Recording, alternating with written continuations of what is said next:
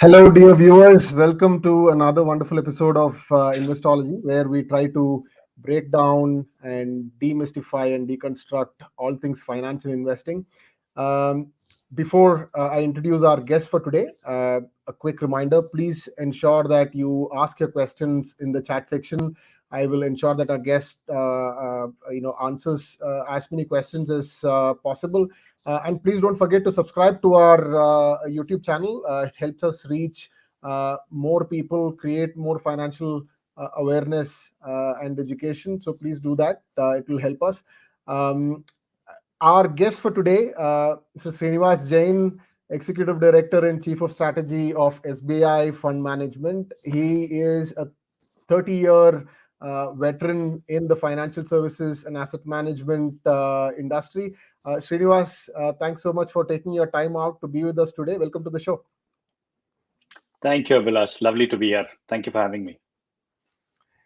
Srinivas, you've been in the industry for close to 30 years, and with SBI itself, I think this year you are completing 2 decades. And you would have Yeah. seen a lot of things change in the whole ecosystem and the landscape.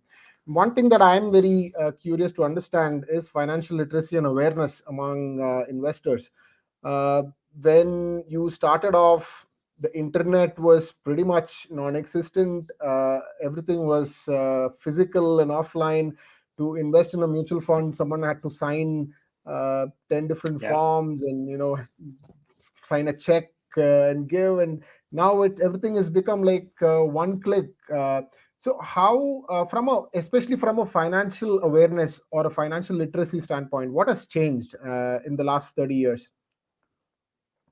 Yeah, I think significant, changes happened. I think still a lot more change has to happen. I think one of the big change that has happened is perception of risk has changed quite a lot.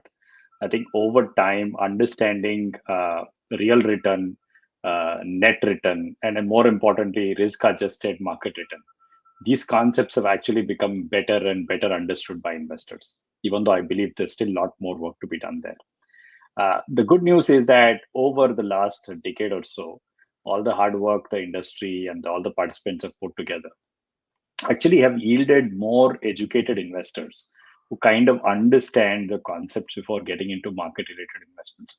I come from the mutual fund side of business. So the mutual fund side of business is a little more complex because you're going from a contractual fixed income, fixed return kind of products to a more variable market linked kind of product. It was in the initial days very difficult to get people convinced about why they should be doing this choice.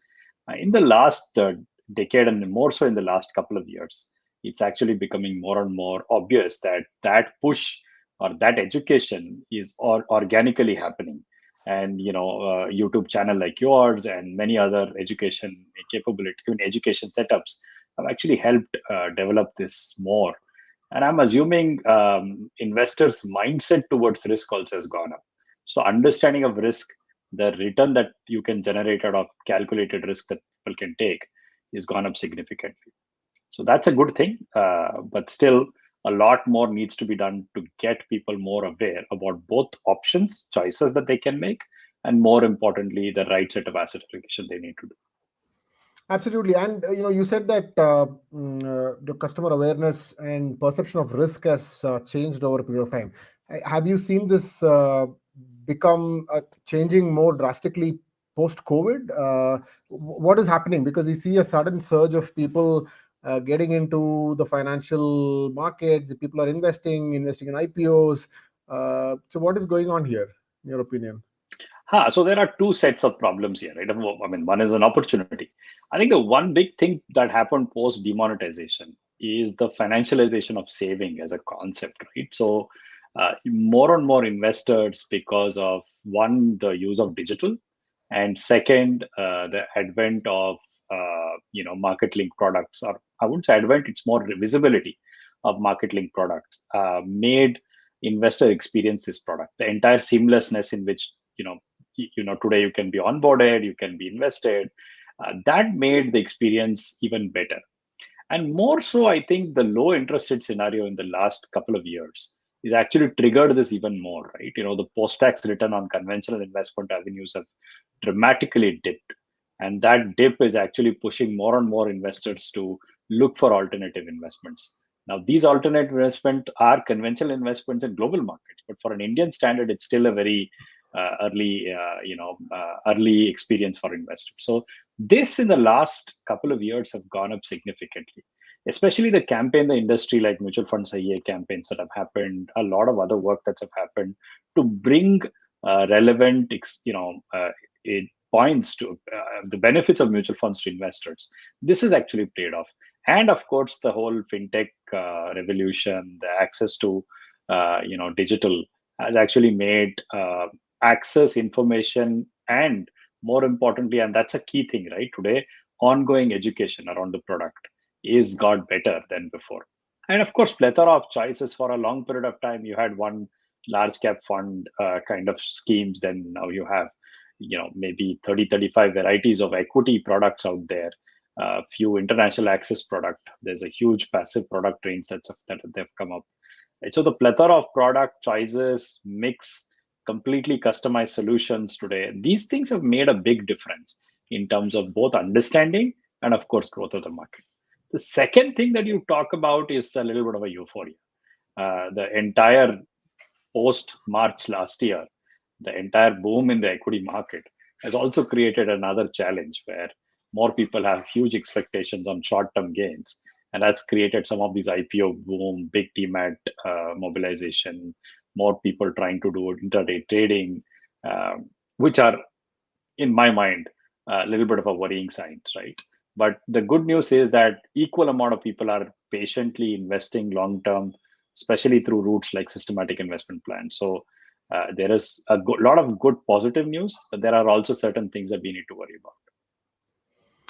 Absolutely. So now let's get into our topic for today, which is how to build an investment portfolio, keeping in mind your diversified goals or the different goals that you might have.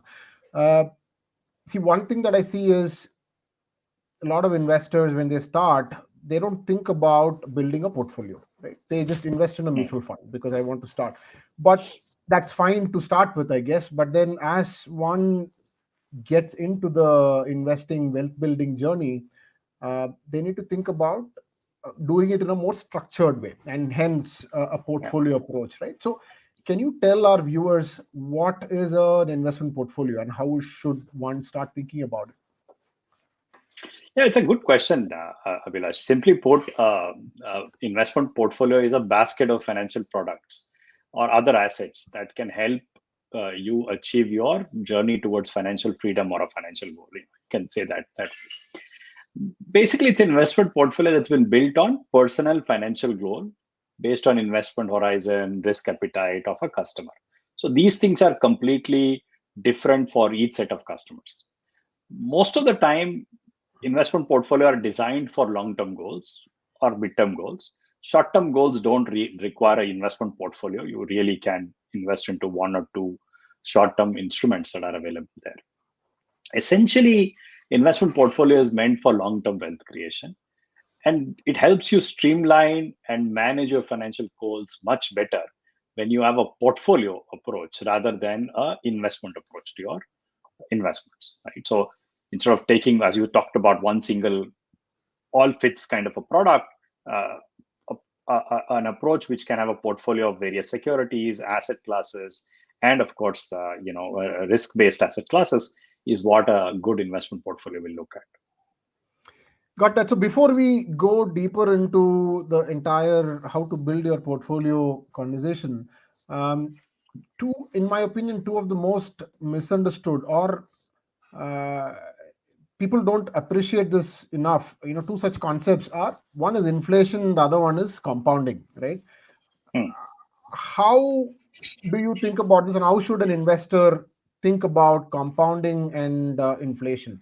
And why do you think they are like very, very important aspects when it comes to financial literacy?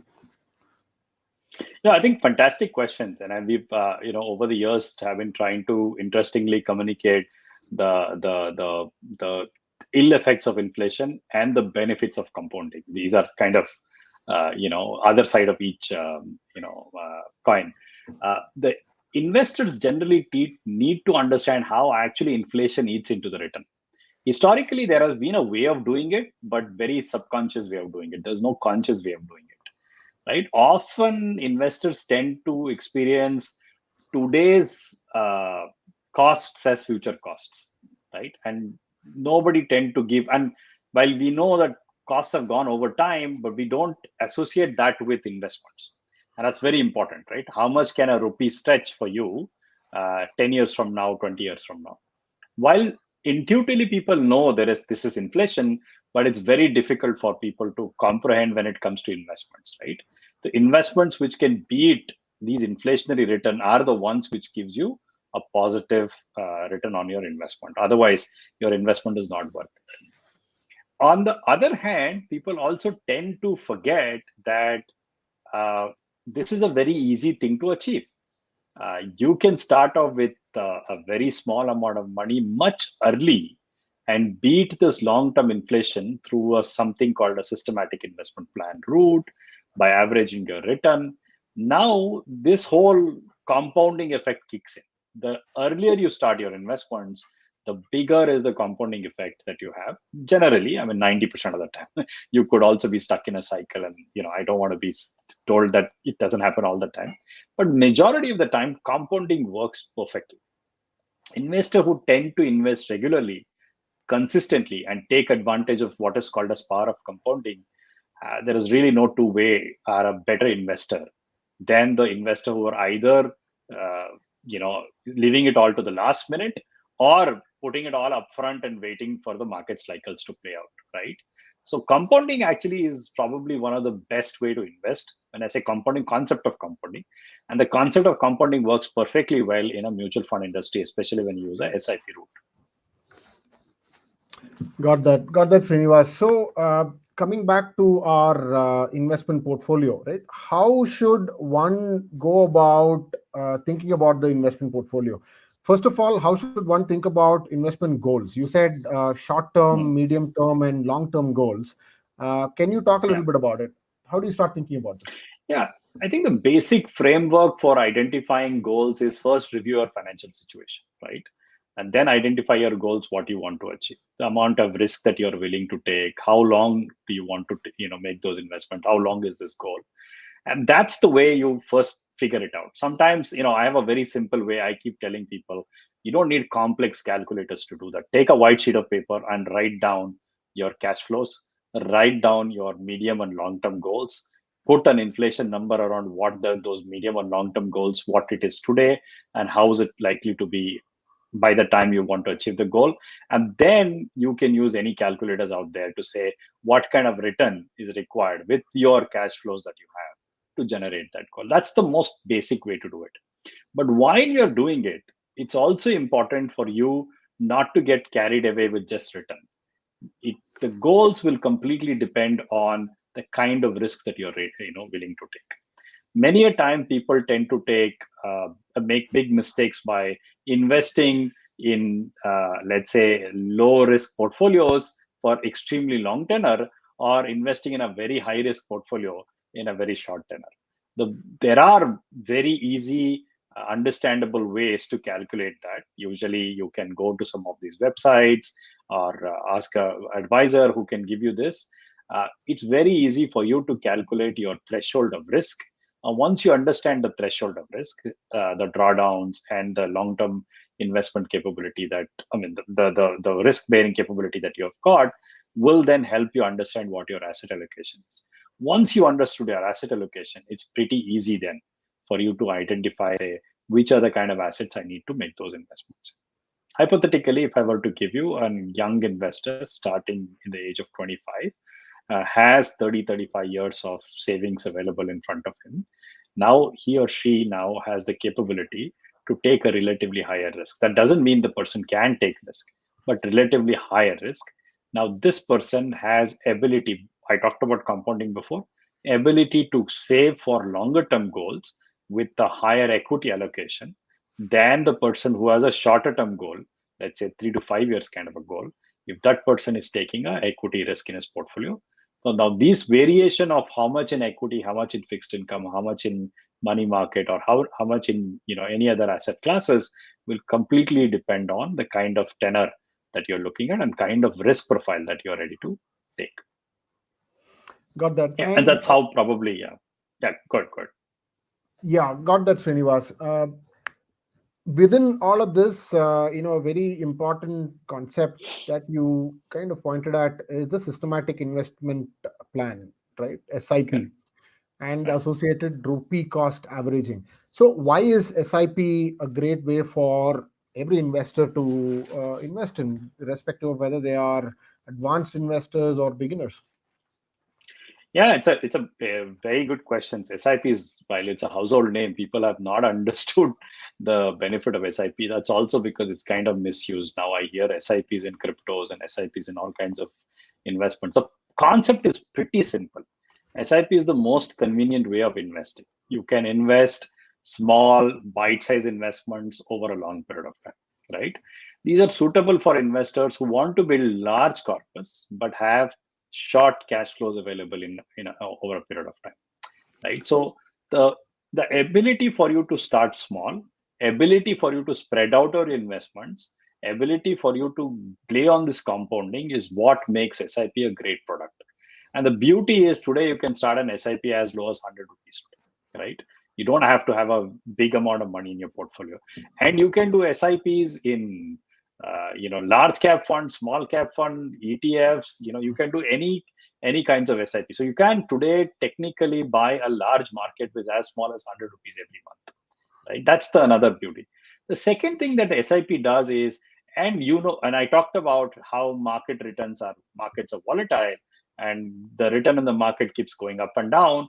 And because returns in the market keep going up and down, because you're able to invest over a period of time at various stages of the market, you tend to average out to this return. And this is basically the ability to smoothen your return over a long period of time.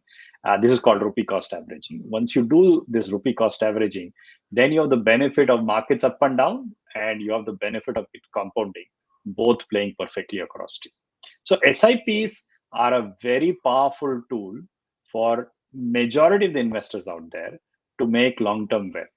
Now the question is what kind of SIPs you want to do, what kind of choice of SIPs you want to do is a little bit of study you may want to do. But SIP as a concept is a very, very powerful concept. The rupee cost averaging is an extremely powerful concept.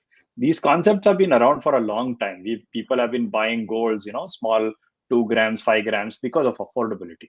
Now, they were not thinking about it from that point of view. They purely from affordability, they were thinking. But they were actually doing an SIP on a gold, in a family for a long period of time. If somebody wants to do it for their, daughter's marriage or something. And historically, we've done that. But today, you can do that through SIP tool. It's easy, convenient, and extremely bite-sized. And that's a great thing about SIP. Absolutely. And see, the other question that we keep hearing, what is the right time to enter the market? Is there, there is this common perception that to create wealth from the markets, be it especially through equities, one has to time the market, one has to buy when it is low and sell when it is high, and keep constantly doing this jugglery with their portfolio.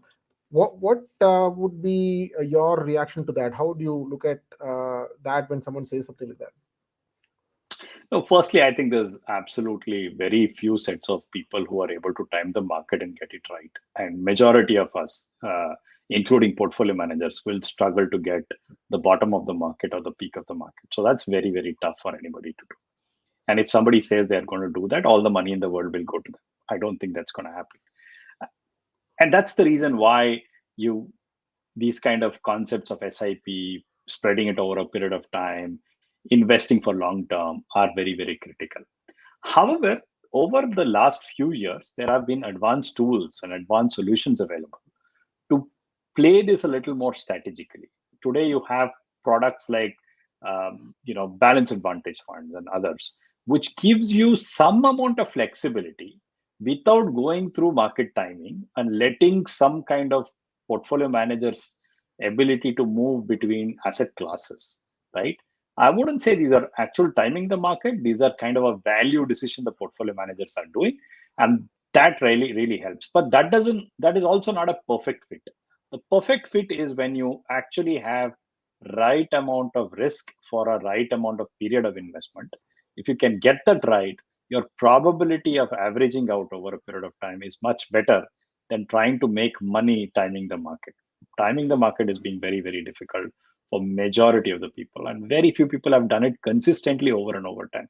Once or twice, I know people have said that, when the market tanked, I put all my money, I'm a big guy today, right? But the point is, when the markets do go up, do you actually sell it, or do you do you still sit on it? So it's very tough for anybody to take that call. Either the tops or bottoms are very difficult to do, and that's the reason there are two ways to do that. One is be a long-term investor, spread out your investments through a SIP route, or do one of those tactical allocations that for portfolio managers are able to do through some kind of a balance advantage fund kind of portfolios. Got that. So let's say hypothetically, this particular person, like you said, is 25 years old and has about 35 years in front of him in terms of a productive career where he has the opportunity to save and invest and all that. And he's identified his goals. He wants to, let's say, build long-term wealth, and he wants to, uh, based on his risk appetite, let's say a certain percentage of his portfolio, he wants to give equity exposure, and he wants to invest in Mhm. mutual funds, equity mutual funds. Now, how does one go about buying these funds? Because there are close to 42 asset management companies out there, and Yeah. every asset management companies has one product in every category, right? So it becomes Yeah. fairly confusing. And how does one think about picking the products within, let's say, for a specific goal? Yeah, that's a very difficult question to answer, because in mutual fund industry we say, either you could have gone by historic return and say historically these funds have done very well, so let's put my money there. Unfortunately, historic reference are not an indication of future return. But there are certain basic thumb rules where you can do once you've decided what kind of products solution that you want to buy. There are two, three things to look for a wise investor. One way to look at it is the cost of the fund that you're buying in is relatively inexpensive compared to what's available out there. First parameter, obviously, is that the fund house should make the cut. That means they should have a product should have a good track record. Once those product and track record part is done, the second part is basically about the cost factor, right? Is the cost reasonably inexpensive compared to, let's say, another product of another fund house? The second thing, obviously, is the size of the fund, right? Size of the fund is really important when it comes to liquidity, when it comes to your ability to. Of course, size of the fund actually makes the product more inexpensive, because today regulations actually, the larger the fund, the lesser the fee cap that's there on the fund as per regulation. So large funds actually do make sense from a total cost, and also make sense from a liquidity point of view. The third thing, obviously, is the pedigree of the asset management company, the product fund house that has come into the play. It's becoming more and more important that is there a long-term play there? They've got enough investment management capabilities? Have they got track record? Have they been honest in there? Have they have they been pulled up in the past for some misdoing or wrongdoing? Most of this data is kind of available out there, right? So the reputation part of the business is kind of available out there to think about it. And some part of it is today all about features and service and post investment capabilities. So if the fund manager or the fund house actually has all those capability, most asset managers have it. But I think some fund managers and fund asset managers actually have better ability to do that, and they are actually going to do. But to be fair, if you really look at dispersion of return over a period of time, the best and the worst managers are not really too different. I mean, there is going to be something.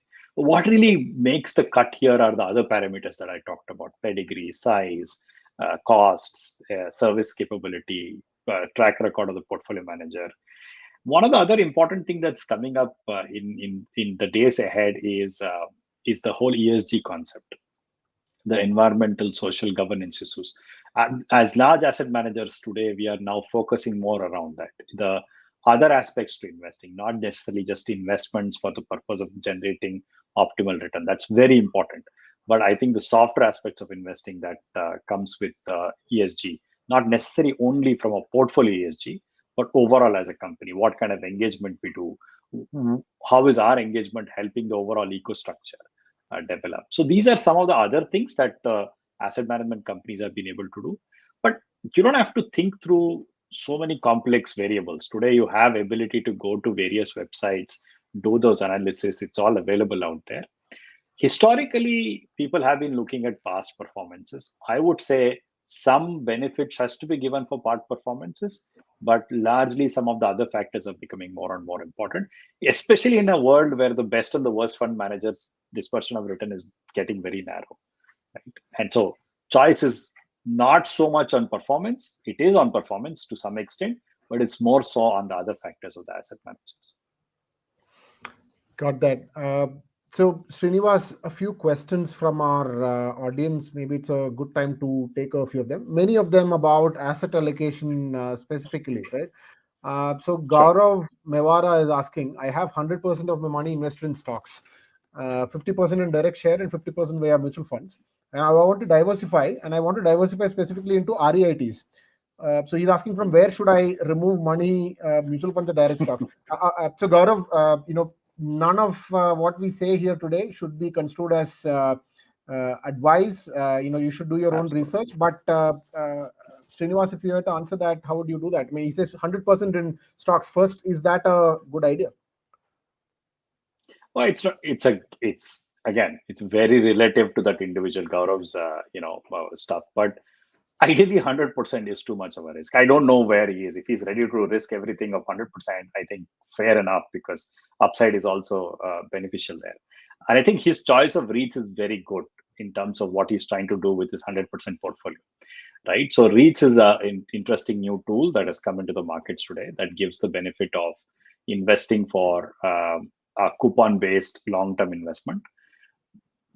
But removing from equity to going to REITs actually has to fit to the risk profile that you have in mind today, right? So, Srinivas, Another before thing about you go further, can you explain what REITs is for the benefit of our Oh, audience? okay. REITs are basically real estate investment trusts. Real estate investment trusts. So historically, when we bought real estate, we were going and buying a individual real estate piece, and then came financialization of real estate. Right. So now you could buy those assets, put it into a basket, break it up into pieces, and sell it across to investors. Right.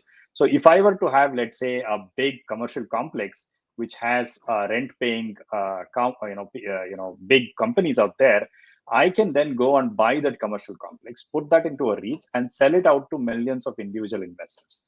Now, all these individual investors have the benefit of one getting the cash flows, the rental cash flows that come, that is paid back as dividend by REITs to individual investors. And the second is, as and when the appreciation happens, that reflects in the REITs valuation too, and that capital benefit is also available. So REITs are actually a mutual fund kind of vehicle traded on the exchange, where you try and put physical real estate into a financial instrument like a REITs, and then down sell it to multiple investors. It's no different from a mutual fund, except mutual funds are largely looking at securities equity and bonds. In fact, fixed income mutual funds invest in REITs, in InvITs. InvITs is another vehicle like a REITs, where instead of a real estate, you buy an infrastructure project like roads and ports and bridges, right? So it's a good idea because one is you get the benefit of real estate growth. Second, you also get some cash flows. But is it a good idea for you, Gaurav? I can't say. You got to think about your asset allocation. Does it make sense? REITs are not an equity alternative. Let me be honest with you. REITs are different from equity. REITs do have its own set of risks, but they are a real estate play largely from a point of cash flows today, not necessarily just capital appreciation. Yeah, so I hope I've been able to answer that question. Yeah, thanks for that, Srinivas. So Harish is asking an interesting question. Can we look forward to a target date fund, a retirement fund by SBI that essentially will adjust the exposure to debt or equity depending on his age? This is one question that we keep getting once in a while. And with all the innovation that is happening, do you think something like that is around the corner? No, why around the corner? It's there. Today, an SBI retirement fund actually has 4 plans, and we have a plan. These plans are dependent on the age of your, person who's buying the product. There is a option for you to switch from one plan to another plan after a particular age, or an automatic plan to switch. So we were the first to introduce it. I'm not sure others have it yet. We introduced this product a year and a half ago with SBI Retirement Fund. So this plan is very much available, where you have ability to move from one risk bucket to the next risk bucket as and when your age progresses. It is not as sophisticated as a target date fund, because in a target date fund, you have, buckets are very long. But here, I think we have taken care of the retirement buckets and the cash flows that you may be requiring at the time of maturity, at the time of retirement. So that's kind of covered in our retirement funds. So I would urge you to have a look at that fund. It's probably at this point of time, I'm not really sure if anybody else has a product like that, but our SBI retirement fund actually does that. There you go, SBI Retirement Fund. Please have a look at it, Harish. SK is asking, what fraction of one's portfolio should one invest in stocks?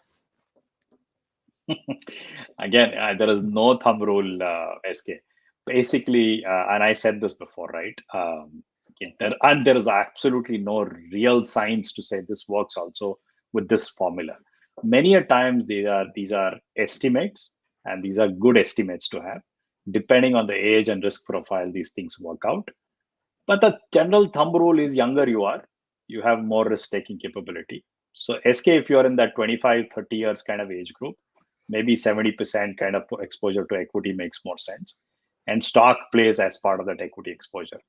And if you're too early to be making a stock investment, look at ETFs or mutual funds as an alternative to that. Got that. So Pallab Gosal is asking, I'm a 69-year-old retired person. I have invested 50% in mutual funds. Not very clear whether it is an equity or debt or what is the allocation there. But the rest of the allocation is 20% in bonds and FDs and 30% in annuity products. What do you think about this overall allocation? Would you have any thoughts for someone at his age to invest? No, it's very tough to take a call because I don't know the rest of his cash flows. I don't know what his goals and cash requirements are now that I'm assuming he's retired and doesn't have cash flows coming from his income, right? And he's depending on this. So it's very, very tough to take a call and say, not knowing liability, not knowing cash flows. But I think the sense of 20% that he has bought from a point of view of getting annuity and mutual fund exposure, I'm assuming mutual fund exposure is equity. Seems to be okay if you don't have a immediate cash flow requirement. I hope you're covered with medical policy. I hope you're covered with other things, because those are important cash flows. Those are important requirement once you pass that post-retirement age. But once you've taken care of all of that stuff, 50%, maybe a little more aggressive in an equity exposure. But through mutual funds, hopefully it's a diversified portfolio. It shouldn't be a problem. I would suggest relook at your portfolio again and readjust your portfolio, rebalance your portfolio if you think it's wise. But without much variables, very difficult for me to give a call. And again, I'm not probably the best guy to be giving an advice on this, right? You probably look around, do a little bit of research. I can give you from my perspective and my understanding. Absolutely. So a few other questions about alternative asset classes like gold, real estate, etc. So largely, how should one think about some of these asset classes, Srinivas? There is gold, there is real estate, there could be other alternative products, and now there is crypto as well. So largely, how do you think about all of these other asset classes apart from mutual funds and stocks and REITs, which you spoke about? Yeah, so I think the real estate and gold has been historically held by all of us, right? Either through inheritance or through jewelry and that stuff. So I think holding it through a financial format is a new way of doing it things today. I talked about REITs for real estate. There are gold funds for gold, buying gold. But the correlation between that and fixed income products and equity are in such a way that you probably don't need too large an exposure there, right? Once you've covered an asset with for a home or other purpose, and you've reached for the other capital appreciation and payment purpose, I don't think overdoing real estate in your portfolio will make sense. Look at it from a point of liquidity. Look at it from a point of view of risk that you're taking. And anyway, they are not available bite size. They are expensive to hold. So it's good to have it as a part of a portfolio that you can get it in a mutual fund or you can get it through a financial instrument. Very difficult to go and say, go buy a housing project or a commercial project on real estate. Similarly, the gold is very cyclical, it plays out. There have been 1 or 2 years where gold has done extremely well, more better than any other asset class. And there are years where decades where gold does nothing, right? So very tough to take a call. But the fact is, to having some exposure to gold, which you might have it in form of jewelry and others, should also be adjusted to the kind of investment that you may want to do in a gold fund. But buying physical gold has its own set of problems. So today you have e-gold, you have the government of India's bonds that have RBI issues on gold, which can actually help you consume gold at a much later stage rather than buying gold today and get some interest on it. So there are better ways to do buying gold than actually buying physical gold. But again, very difficult to say what should be the right allocation of gold, but having some exposure to gold is one. Your last question on crypto, that's a very, it's not a very evolved asset yet, right? It's at this point of time highly speculative. Any asset which can go up 20% in a day and fall 20% the next day is a very, very difficult to take a call. And of course, that whole grayness in India about legal, illegal, the bill is on the way, not on the way. We have no idea about where this is. Young investors who want to get the kick of doing something around it may want to experiment with some crypto just for the sake of understanding what the whole concept is. But really building it as part of your long-term asset portfolio, it's too early to be doing it.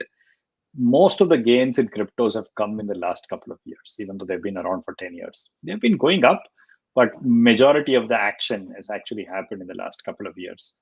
Now, again, all of these actions have led to a lot of discussions in the investment management market, whether it's mainline or not mainline. At this point of time, it's far from being mainline. It'll be mainline when pension funds, asset managers are going to buy cryptocurrencies. So if they are not yet buying in hordes these assets, it's still going to be too far away for being called as an asset allocation yet. Having said that, if you are speculating on a lottery, if you're speculating on a race course, you can also speculate on a crypto with some small money, because if that gives you some adrenaline rush, please do that. But with that risk of understanding, it can be completely zero tomorrow, because that asset is a highly volatile asset. And there have been people who made millions out of that. So I don't want to say, it's a bad or a good thing to do. But at this time, anecdotal data doesn't tell me that mass investors out there need to have that as part of their portfolio. It's good to stay away, at least for the time being. But that, I hope that answered quite a few questions. There are a lot of questions in there. We'll try our best to take as many as possible. But if by any chance we are not able to take any questions, my sincere apologies. And please do make sure that you put these questions in the comments section up once the video is up after this live, and we'll take it. So a couple of questions in line with the topic, Srinivas, around asset allocation. Hitesh Modi is asking about, I want to invest for my child. So this is a very long-term investment that he's looking at. And also Ankur Agarwala is asking something similar for long-term building. You answered this question in multiple questions previously, multiple answers previously. But if you were to, let's say, for example, hypothetically, really long-term, 40 years is my horizon, and my risk appetite is moderately aggressive, right? How would you suggest that this investor, allocate the funds across different asset classes and different kinds of products? If you're very early, 40 years, I would say at this point of time, you would be happy doing a 70+% of large cap equity, not just large cap equity, In that, a big, significant chunk of it could be in multi-cap kind of strategies, which is large and mid-cap kind of allocation, because mid-cap allocations do tend to, on a very long you know exposure, give you that additional kick to your equity portfolio, mid and small cap, but obviously comes with a big risk.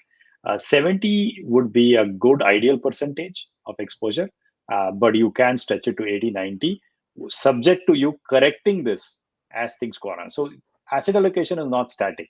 You started today for a 40-year exposure. Obviously, as you come closer to the goal, I mean, every 5 year, resetting your goal, because it's 40, I'm saying 5 years. If it was much smaller, I would have said every year or every alternate year. Resetting that asset allocation relevant to the goal that you have in mind is important. But I think 70 kind of a exposure, 70 to 75% exposure makes sense for two reasons. I could have said 100. One reason is that you can tend to hike it depending on how your asset kind of performs, because you're starting new. Two, cash flows are important. Keeping some 15-20% money in relatively safer assets available for cash flows as you go on is also important. Putting all 100% in a product which can have market impacts at the time you want liquidity could be dangerous. Having said that, if somebody is saying, I have all the things covered for me, I don't want to worry about risk, can I put for 40 years all my money in equity? Very much possible. There's nothing wrong with that. But then I hope that answered many of your questions, dear viewers. One similar question Ajit Gupta is asking. I'm 49 years old, right? Maybe 10 years, 15 years to retirement, closer to retirement, and I want to invest, let's say, 2 lakhs, 20,000 a month. How should I look at my asset allocation? Can you repeat? How old was he? I'm sorry, I couldn't get his 49 age. years old. 49. Okay. So closer And to retirement. Yeah, 10 to 15 years of career, working, productive career, before he retires. How should he look at his asset allocation? I wish I knew how much he holds today and what are his goals. So it's again with the absent of not understanding what he has. So Let's say let's he's assume starting on a that, clean slate. yeah, he's starting on a clean slate. He's starting to invest let's now. let's see, he's starting on a clean slate. It's a little risky for him to be taking too much of risk, but since he's little late to the party, he has to take some risks to make up for that large corpus that he is to build by the time he is 60. Let's assume he retires at 60. I'm assuming at this point of time between 40 to 50% is a good equity allocation, right? Because that has to aggressively grow at least 3 to 4% higher than your risk free or a close to risk free kind of products, right? So if he has to generate that between 40-50% is an ideal. Again, there is no real science behind what I'm trying to say. I'm trying to say based on some anecdotal understanding of mine. Having said that, if the person has already got savings, he can definitely up his risk profile and move from 50% to maybe even 60%. But beyond that, it's risky because you're stuck in a cyclical environment. But by the time you're 60, if you really need cash flows and markets at that time don't do very well, right, then you're done. Another thing that people really need to think about is now this person has about 10 years plus 15 years kind of a cycle. By the time you're closer, 5 years closer to your retirement, you have to reduce your asset allocation to high risk assets to low risk assets. It's basically you're trying to reduce your exposures by removing your high risk assets to low risk assets, so that any market impact that will happen on that particular date is kind of averaged out. In a cycle like 3 to 5 years, 5 year kind of a cycle actually is better. That means at the time of 55, you start you're reducing your exposure. Let's say hypothetically it was 50% equity by about 5% every year, so that when you are at 60, your exposure is at least the corpus is available. Later on, you can decide whether you want to reinvest it back in equity or not, but the corpus is available for you to use at that point of time. Got that. So one last question around, we'll take one last question around allocation before we move towards the close of the this particular episode. And I must say, lots of questions, and I don't think we'll be able to take all of these. Our apologies for that, but please make sure that you put them in the comment section. We'll ensure that we'll get the response from Srinivas for those questions. So, Srinivas, when it comes to the number of funds, I've seen people with close to 100 different funds in their portfolio. So, what is like the right number of funds in a portfolio? And also, Shanmugam is asking, apart from that, across, let's say, within equity, large, mid, small, flexi, contra, these different categories, how should one think about the allocation? Yeah, it's interesting. I've also heard of some people who have 100 mutual funds in their portfolio, which is, I think over diversification is no diversification, right? You won't get any return when you have. I think the way to think about it is that if you were to break up in your allocation into large cap, mid cap, small cap, and some thematic plays, or some solution oriented products that are out there, best one out of each category with the right allocation would make sense. What I'm trying to say is 6 to 7 mutual fund is an ideal way to have got your right asset allocation. Depending on which is a large, which is a small, those calculations right apart. I think about 6 mutual fund schemes across length and breadth of equity and let's say dynamic hybrid kind of products. I think it's good enough for an investor. Now, this is again no science, no specific stuff. I'm just saying from a point of view of how we will be able to cover across majority of the asset classes. Then, of course, you have the thematics play. You want to do more thematics play, IT, pharma, FMCG, any of those thematics play. Then you can add some more products to it. But purely, you would be able to get the whole market coverage by these 5 or 6, thematic 5 or 6 funds, and picking and choosing one of the better product in each of the category would make sense. So if you look at today, a Mint 50 has a list of category, or a Bloomberg has not Bloomberg, Morningstar has a list of category. Value such a list of category. In each of this category, picking one fund makes sense. 3 funds in the same category, I don't think it makes sense. Because again, the way mutual funds are designed is each of the mutual funds have anywhere between 30 to 50, 60 stocks in the portfolio. And you're going to repeat them when you're going to buy 3 mutual funds with similar, let's say you buy 3 large cap in your portfolio. Honestly, the duplication of portfolio is not going to help in optimizing return there. Got that. There you go. I mean, I hope we were able to answer most of the questions. There are still questions coming in, and I assure you that we will answer those questions. Please put them in the comments in the video once it is up there. Srinivas, we are at 48 minutes now. So last question: the markets are at on an extended bull run. Some would argue that this is the greatest bull run that in the history of our markets. What is your take? Are we is the market overheated? Are we looking at a correction sometime soon? So, how do you think about that? Yeah, it's a question everybody is asking. But nobody asks the question when market corrects 20%, 30%. They don't call me and ask, have you touched a bottom? Because every day they will say there'll be another bottom. So it's it's a good question to ask, right? Because ultimately, nobody has a perfect way of understanding what's the market top or market. I talked about it some time ago. The better way to think about it is that if you are able to come closer to the goal, or if your portfolio is doing much better than the goal, it's a good idea to do some reallocation of asset rather than saying, should I exit the market or enter the market? You say, I have a portfolio already with me. And the portfolio, let's say I was supposed to have done, hypothetically, 10,000 rupees invested should have gone as per my plan, as per my calculation, 15,000 rupees today, right? And it's sitting at 18,000 rupees today.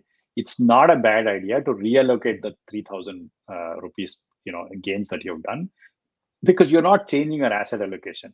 All you're doing is reallocating the assets that you've got into a non-risky asset category, which probably may be stabler, subject to when the market does correct, you should do the same thing on your portfolio, right? So that's the way to think about it, because you can never take a call and say whether it's market top or market bottom. You could definitely take a call and say, is my asset allocation in line or not? Another way to think about it is that if you are wanting to invest today and don't have a portfolio, what do you do today? obviously, SIP is a better way to do, or an STP is a better way to do at this point of time, because very tough to say whether markets have topped or not. Market may continue to go up for the next couple of years, and you've lost out all the steam. Or markets may drop the day you make the investments. The very next day you make the investment, the market will go down, and then you're disappointed. So the better way to do is to kind of average it out. Start now, maybe through. And I get people calling and saying, do you want to put a big lump sum today? I would say, why you want to do that? If you want to do a big lump sum, do it over a period of next 2-3 weeks, right? You have a daily, you have something called systematic, transfer plan, where you put a money in a money market scheme, and every day or every alternate day, every week, every month, depending on what you want to do, you have the ability to do a systematic transfer plan. So you can't time the market, but you can be smart and use tools that are there in the market to be more efficient, and you can optimize the portfolio, because it's impossible for anybody to call the market top or market bottom.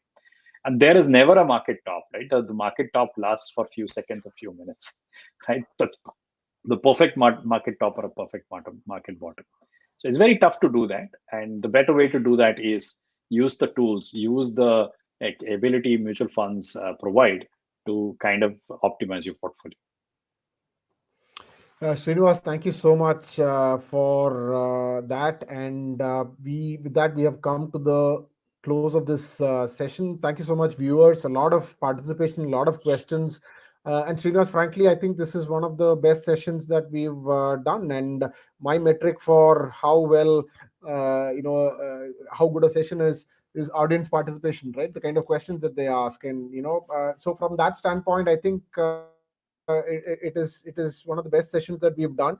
I'm sure our audience will have more questions, and there is quite frankly and obviously a lot of appetite for content and conversations like this, because this is what everyone wants to know. So we look forward to doing more of this with you and your team in the future.